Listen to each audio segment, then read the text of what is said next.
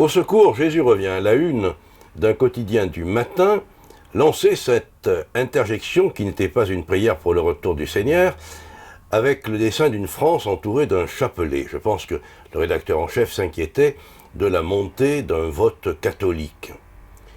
Une grande maison, distributeur de chaussures, le 30 novembre, propose de fêter son saint patron par une promotion publicitaire.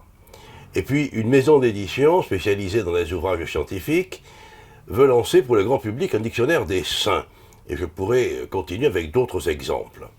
Tout se passe comme si le catholicisme ou le christianisme revenait à la mode. Alors, il faut être méfiant, parce que d'abord, d'autres religions reviennent d'une manière moins pacifique.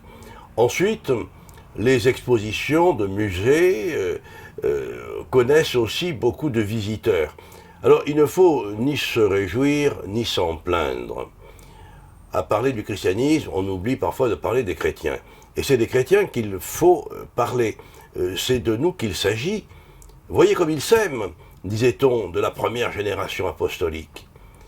L'unité de l'Église, par l'amour des croyants entre eux, une vraie charité qui donne au Christ un visage pour les plus défavorisés, pour les plus démunis, et puis un rôle dans la cité, le rôle des chrétiens dans la cité. Voilà ce qui devrait être les vraies constituantes de notre vie de chrétiens.